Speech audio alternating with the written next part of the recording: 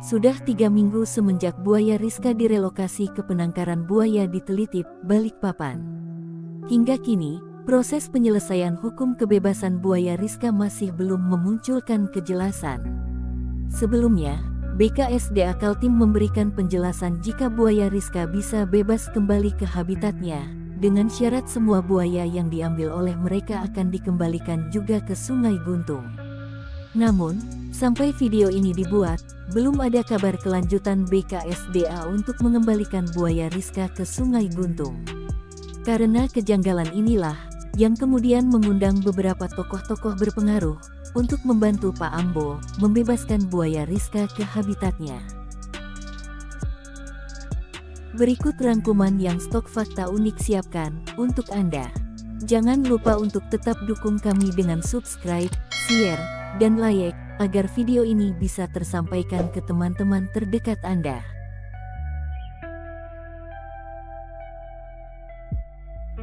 Satu. Panji Petualang dan Heru Gundul.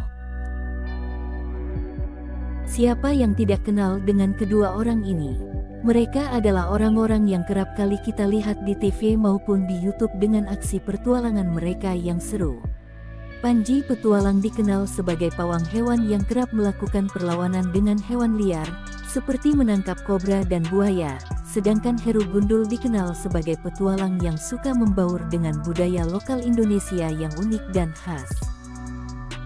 Kabar tidak sedap yang menerpa Pak Ambo membuat Panji Petualang dan Heru Gundul datang menemui Pak Ambo untuk memberikan dukungan dalam membebaskan buaya Rizka. Panji Petualang dan Heru Gundul bersama timnya datang berkunjung ke kediaman Pak Ambo untuk membahas cara membebaskan buaya Rizka. Panji Petualang merasa ini perlu segera ditindak karena kondisi buaya Rizka yang sudah mengkhawatirkan. Selama proses pembebasan yang lama ini, Pak Ambo dan keluarganya merasa khawatir dengan kondisi buaya Rizka yang kian memburuk. Menurut Pak Ambo, buaya Rizka sudah 3 minggu mengalami stres dan tidak ingin memakan makanan yang disediakan di penangkaran. Pak Ambo tidak ingin jika buaya Rizka terus menderita dengan tetap berada di penangkaran Telitip. Hanya saya itu, mauku itu Rizka ini harus kembali secepatnya karena sudah ada 3 minggu tidak mau makan. Sampai hari ini? Iya. Nanti lama-kelamaan derokan, nanti tambah stres. Nah itu. Panji Petualang mengatakan, jika kemungkinan ada oknum di balik penangkapan hingga pembebasan buaya Rizka menjadi rumit. Ada satu oknum, gue nggak bisa sebut oknumnya siapa gitu karena sensitif, yang ambil momen nggak benar gitu aja gitu. Tapi pasti ada oknumnya. Pasti ya, pasti. Ini oknum yang bikin semuanya ini jadi pusing tuh gara-gara oknum ini gitu. Di satu sisi sekarang apakah tidak akan pernah ada konflik lagi di sini selama Rizka ada di Telitip? Nggak begitu juga, cepat atau lambat juga. Allah Ta'ala bukannya ngedoain ya, itu namanya selama di sini ya, buaya masih banyak dan tidak semua buaya direscue, ya akan tetap terjadi konflik. Kalau misalnya mau direscue, ya rescue semua. Panji Petualang menambahkan, jika maksud BKSDA menangkap buaya Rizka dan 2 buaya lainnya untuk mengamankan masyarakat di Sungai Guntung, adalah salah. Hal ini dikarenakan, Sungai Guntung memiliki populasi buaya yang banyak, sehingga jika hanya 3 buaya saja yang ditangkap, termasuk buaya Rizka, maka buaya lainnya tetap akan bermunculan.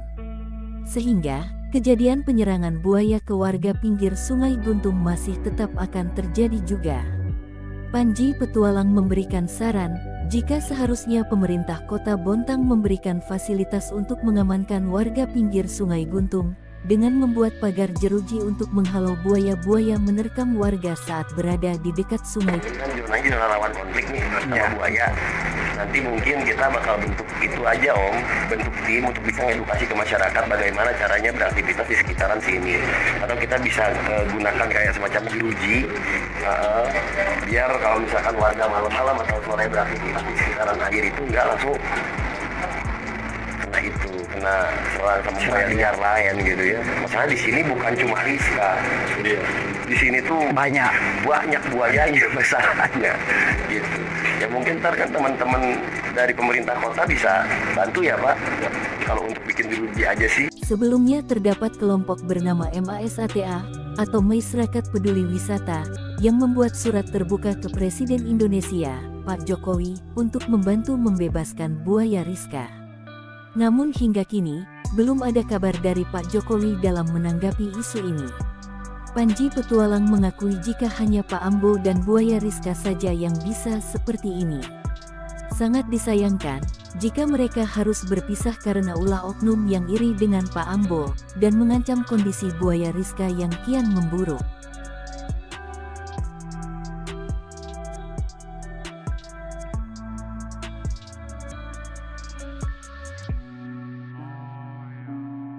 Dua, Tri Suswati, istri Menteri Tito Karnavian.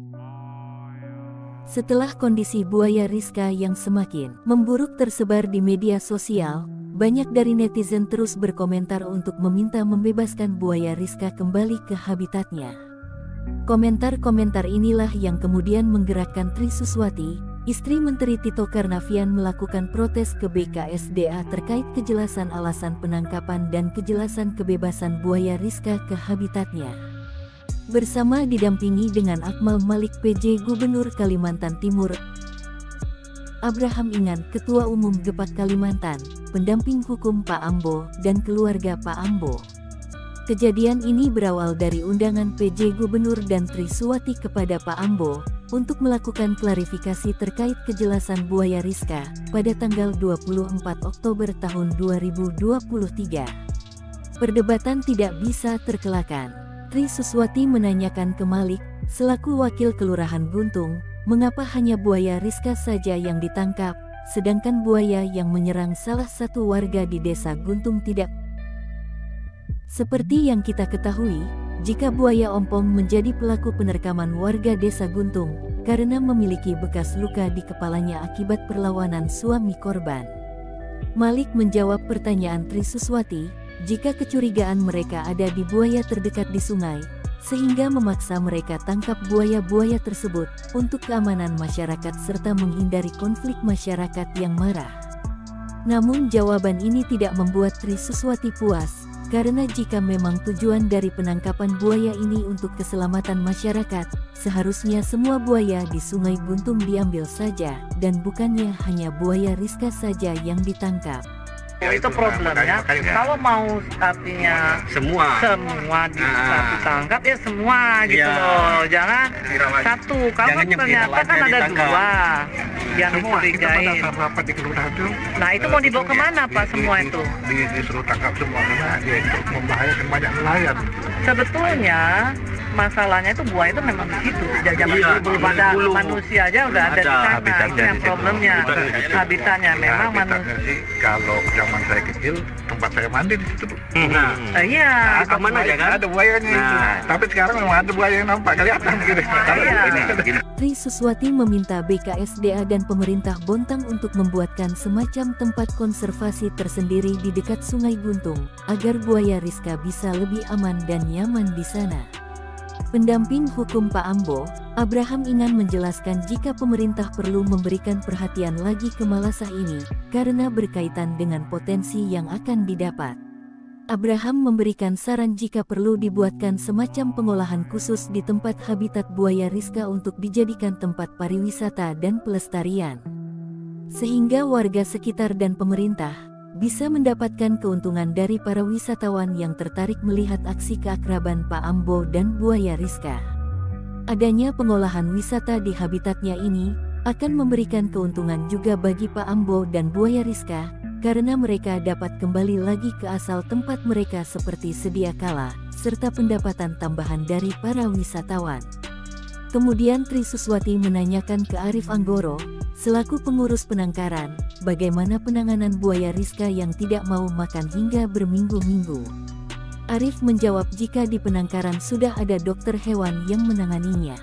Namun, Tri Suswati menanyakan, bagaimana proses pengecekan buaya Rizka. Arif menjawab jika dokter hewan tersebut harus menutup mata buaya Rizka dengan kain, kemudian mengikat tubuh buayanya. Tri Suswati membantah, jika hal ini bisa jadi menjadi pemicu stres buaya Rizka hingga ia semakin tidak mau makan.